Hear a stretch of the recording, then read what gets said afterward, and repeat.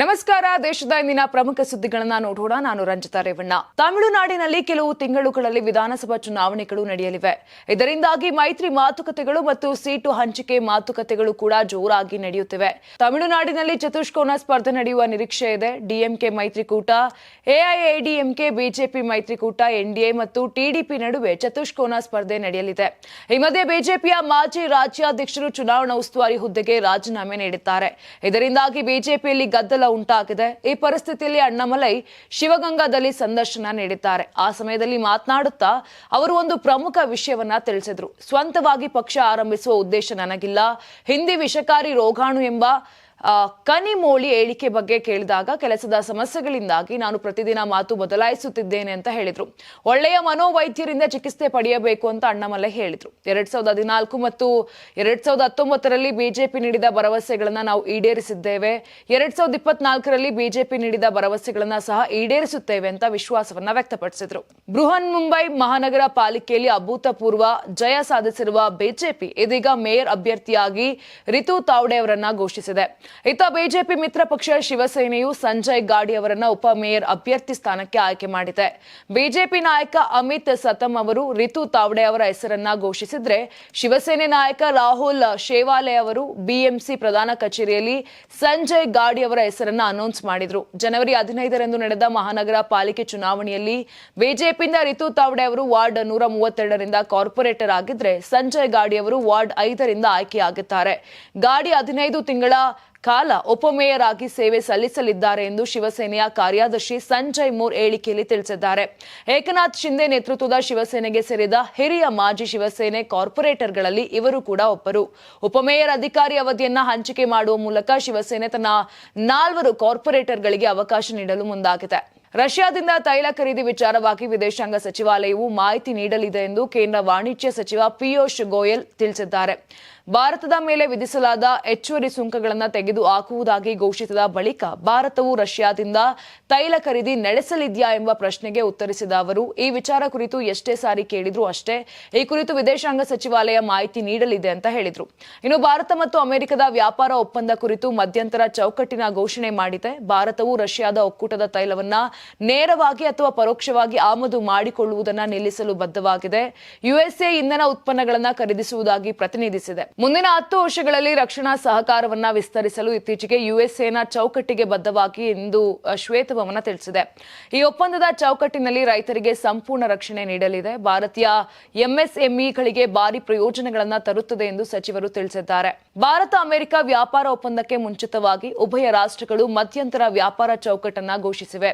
America ಭಾರತದ ಮೇಲಿನ ಆಮದು ಸುಂಕವನ್ನು 18% ಇಳಿಕೆ ಮತ್ತು ರಷ್ಯಾ ತೈಲ ಖರೀದಿ ಹಿನ್ನೆಲೆ ವಿಧಿಸಿದ್ದ 25% ಹೆಚ್ಚುವರಿ ಸುಂಕವನ್ನು ತೆಗೆದುಹಾಕಿದ ಬಳಿಕ ವ್ಯಾಪಾರ ಚೌಕಟ್ಟು ಘೋಷಣೆ ಹೊರಬಿದ್ದಿದೆ. ಉಭಯ ರಾಷ್ಟ್ರಗಳ ನಡುವೆ ಮಧ್ಯಂತರ ವ್ಯಾಪಾರ ಚೌಕಟ್ಟಿನ ರಚನೆಯಾಗಿದ್ದು, 18% ತೆರಿಗೆ ವ್ಯಾಪ್ತಿಗೆ ಒಳಪಡುವ ವಸ್ತುಗಳ ಪರಸ್ಪರ ರಫ್ತು ವಹಿವಾಟಿನ ಬಗ್ಗೆ ಸಂಬಂಧಪಟ್ಟ ಅಧಿಕಾರಿಗಳು ಚರ್ಚೆಗಳನ್ನು ಆರಂಭಿಸಿದ್ದಾರೆ. ಭಾರತ ಅಮೆರಿಕ ವ್ಯಾಪಾರ ಒಪ್ಪಂದ ಉಭಯ ರಾಷ್ಟ್ರಗಳ ನಡುವಿನ ರಾಜತಾಂತ್ರಿಕ ಸಂಬಂಧ ಸುಧಾರಣೆಗೂ ಮುನ್ನುಡಿ ಬರೆದಿದೆ. ಇನ್ನು ಇದಕ್ಕೆ ಪ್ರಧಾನಿ ನರೇಂದ್ರ ಮೋದಿ ಕೂಡ ಪ್ರತಿಕ್ರಿಯಿಸಿ ಅಮೆರಿಕಕ್ಕೆ ಧನ್ಯವಾದ ಅರ್ಪಿಸಿದ್ದಾರೆ.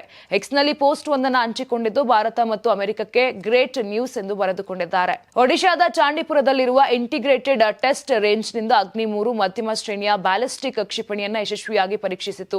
ಪರೀಕ್ಷೆಯ ಎಲ್ಲಾ ಕಾರ್ಯಾಚರಣೆ ಮತ್ತು ತಾಂತ್ರಿಕ ನಿಯತಾಂಕಗಳು ಸಂಪೂರ್ಣವಾಗಿ ನಿರೀಕ್ಷೆಯಂತೆ ಇದ್ದವು ಎಂದು ಅಧಿಕಾರಿಗಳು ತಿಳಿಸಿದ್ದಾರೆ. ಕ್ಷಿಪಣಿ ಉಡಾವಣೆಯನ್ನ ಕಾರ್ಯತಂತ್ರದ ಪಡೆಗಳ ಕಮಾಂಡ್ನ ಮೇಲ್ವಿಚಾರಣೆಯಲ್ಲಿ ನಡೆಸಲಾಯಿತು. ಅಗ್ನಿ 3 ಪರಮಾಣು ಸಾಮರ್ಥ್ಯದ ಕ್ಷಿಪಣಿಯಾಗಿದ್ದು, ಸುಮಾರು 3000ದಿಂದ 3500 ಕಿಲೋಮೀಟರ್ ವ್ಯಾಪ್ತಿಯನ್ನ ಹೊಂದಿದೆ. ಇದು ಭಾರತವು ಶತ್ರು ರಾಷ್ಟ್ರಗಳ ಒಳಭಾಗದಲ್ಲಿರುವ ಪ್ರಮುಖ ಗುರಿಗಳನ್ನು ಗುರಿಯಾಗಿಸಿಕೊಂಡು ಕಾರ್ಯಾಚರಣೆ ಮಾಡಲು ಅನುವು ಮಾಡಿಕೊಡುತ್ತದೆ.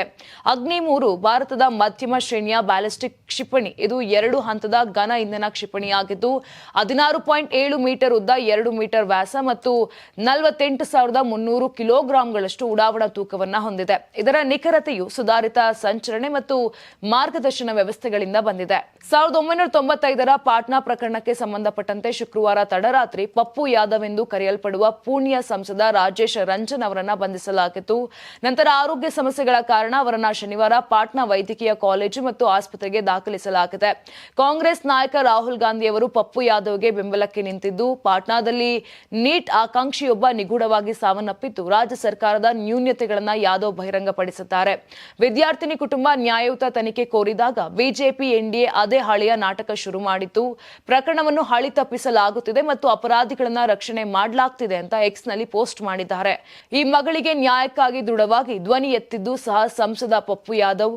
ಇಂದು ಅವರ ಬಂಧನವು ಸ್ಪಷ್ಟವಾಗಿ ರಾಜಕೀಯ ದ್ವೇಷದ ಕೃತ್ಯವಾಗಿದ್ದು ಪ್ರಶ್ನಿಸುವ ಪ್ರತಿಯೊಂದು ಧ್ವನಿಯನ್ನ ಅಡಗಿಸುವ ಗುರಿ ಹೊಂದಿದೆ ಎಂದು ಕಾಂಗ್ರೆಸ್ ನಾಯಕ ಹೇಳಿದ್ದಾರೆ. ಜಗತ್ ಪ್ರಸಿದ್ಧ ತಿರುಪತಿ ತಿಮ್ಮಪ್ಪನ ಲಡ್ಡು ಲಡಾಯಿ ಮುಂದುವರೆದಿದೆ. ಸ್ನಾನಗೃಹ, ಶೌಚಗೃಹ ಸ್ವಚ್ಛಗೊಳಿಸಲು ಬಳಸುವ ರಾಸಾಯನಿಕ ಕಲಬೆರಕೆ ಮಾಡಿರುವ ತುಪ್ಪದಿಂದ ತಿರುಪತಿ ಲಡ್ಡು ತಯಾರಿಸಲಾಗುತ್ತಿತ್ತು ಎಂದು ಆಂಧ್ರಪ್ರದೇಶ ಸಿಎಂ ಚಂದ್ರಬಾಬು ನಾಯ್ಡು ಗಂಭೀರ ಆರೋಪ ಮಾಡಿದ್ದಾರೆ.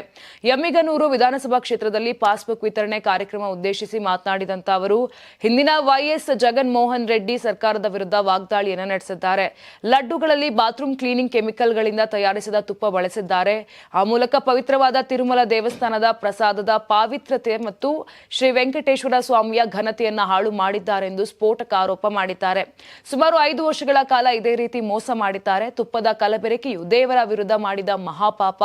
ಈ ಪ್ರಕರಣದಲ್ಲಿ ಶಾಮೀಲಾದ ಯಾರನ್ನು ನಾನು ಸುಮ್ಮನೆ ಬಿಡಲ್ಲ ಅಂತ ನಾಯ್ಡು ಗುಡುಗಿದ್ದಾರೆ. ಇದೇ ತಿಂಗಳು ಫೆಬ್ರವರಿ 11ರಂದು ತೆಲಂಗಾಣದಲ್ಲಿ ನಡೆಯಲಿರುವ ಪುರಸಭೆ ಚುನಾವಣೆಯಲ್ಲಿ ಬಿಜೆಪಿಯನ್ನ ಬೆಂಬಲಿಸಿ ಆಂಧ್ರಪ್ರದೇಶದ ಉಪಮುಖ್ಯಮಂತ್ರಿ ಪವನ್ ಕಲ್ಯಾಣ್ ಅವರು ನಡೆಸಬೇಕಿದ್ದ ಪ್ರಚಾರವನ್ನ ರದ್ದುಪಡಿಸಲಾಗಿದೆ. ಪ್ರಚಾರಕ್ಕೆ ಕೇವಲ 2 ದಿನಗಳ ಬಾಕಿ ಇರುವಾಗ ಕಲ್ಯಾಣ್ ಅವರ ರಾಜ್ಯ ಪ್ರವಾಸವನ್ನ ವೇಳಾಪಟ್ಟಿಯಲ್ಲಿನ ಸಮಸ್ಯೆಗಳಿಂದಾಗಿ ರದ್ದುಗೊಳಿಸಲಾಗಿದೆ ಅಂತ ತೆಲಂಗಾಣ ಬಿಜೆಪಿ ಮುಖ್ಯ ವಕ್ತಾರ ಎನ್.ವಿ. ಸುಭಾಷ್ ಪಿಟಿಐಗೆ ತಿಳಿಸಿದ್ದಾರೆ. ತೆಲಂಗಾಣ ಬಿಜೆಪಿ ಅಧ್ಯಕ್ಷ ಎನ್. ರಾಮಚಂದ್ರ ರಾವ್ ಫೆಬ್ರವರಿ 4ರಂದು ಕಲ್ಯಾಣ್ ಪುರಸಭೆ ಚುನಾವಣೆಯಲ್ಲಿ ಬಿಜೆಪಿಯನ್ನ ಬೆಂಬಲಿಸಿ ಪ್ರಚಾರ ಮಾಡಲು ಒಪ್ಪಿಕೊಂಡಿದ್ದಾರೆ ಅಂತ ಹೇಳಿದ್ರು. ಅದ್ಯಾಗೋ ಕಲ್ಯಾಣ್ ಅವರ ಪ್ರಚಾರವನ್ನ ರದ್ದುಪಡಿಸಿರುವುದು ಕಳೆದ ವರ್ಷ ಡಿಸೆಂಬರ್ನಲ್ಲಿ ತೆಂಗಿನ ಮರಗಳಿಂದ ಕೂಡಿದ ಆಂಧ್ರದ ಸುಂದರವಾದ ಕೋನಸೀಮ ಪ್ರದೇಶದ ಮೇಲೆ ದುಷ್ಟ ದೃಷ್ಟಿ ಬೀಳಲು ಆಂಧ್ರಪ್ರದೇಶದ ವಿಭಜನೆಗೆ ಒಂದು ಕಾರಣ ಎಂದು ಅವರು ಮಾಡಿದ ಹೇಳಿಕೆಯ ವಿವಾದದಿಂದಾಗಿ ಎಂಬ ಊಹಾಪೋಹ ಕೂಡ ಎದ್ದಿದೆ. ಭಾರತೀಯ ಕರಾವಳಿ ರಕ್ಷಣಾ ಪಡೆ ಮತ್ತು ಸಮುದ್ರ ಮತ್ತು ವೈಮಾನಿಕ ಕಣ್ಗಾವಲು ಒಳಗೊಂಡ ಜಂಟಿ ಕಾರ್ಯಾಚರಣೆಯು ಪ್ರಮುಖ ಅಂತಾರಾಷ್ಟ್ರೀಯ ತೈಲ ಕಳ್ಳ ಸಾಗಣೆ ದಂಧೆಯನ್ನ ಭೇದಿಸಿದೆ. ಈ ಕಾರ್ಯಾಚರಣೆಯಲ್ಲಿ ಕರಾವಳಿ ರಕ್ಷಣಾ ಪಡೆ ಮುಂಬೈ ಬಳಿಯ ಕಡಲ ತೀರದಲ್ಲಿ ಅಕ್ರಮವಾಗಿ ತೈಲ ಕಳ್ಳ ಸಾಗಣೆ ಮಾಡುತ್ತಿದ್ದ 3 ಹಡಗುಗಳನ್ನು ವಶಪಡಿಸಿಕೊಂಡಿದೆ. ಯುದ್ಧ ಪೀಡಿತ ದೇಶಗಳಿಂದ ಈ ಗ್ಯಾಂಗ್ ದೊಡ್ಡ ಪ್ರಮಾಣದಲ್ಲಿ ಅಗ್ಗದ ತೈಲವನ್ನ ಖರೀದಿಸಿ ಈ ತೈಲವನ್ನ ಅಂತಾರಾಷ್ಟ್ರೀಯ ಸಮುದ್ರ ಮಾರ್ಗದ ಮೂಲಕ ಸಾಗರದ ಮಧ್ಯದಲ್ಲಿರುವ ಇತರ ಮೋಟಾರ್ ಟ್ಯಾಂಕ್ಗಳಿಗೆ ವರ್ಗಾಯಿಸುವ ಮೂಲಕ ಗಣನೀಯ ಲಾಭವನ್ನ ಗಳಿಸುತ್ತಿದ್ದರು. ಈ ಸಂಪೂರ್ಣ ಜಾಲವನ್ನ ವಿವಿಧ ದೇಶಗಳಲ್ಲಿರುವ ಹ್ಯಾಂಡ್ಲರ್ಗಳು ನಡೆಸುತ್ತಿದ್ದರು.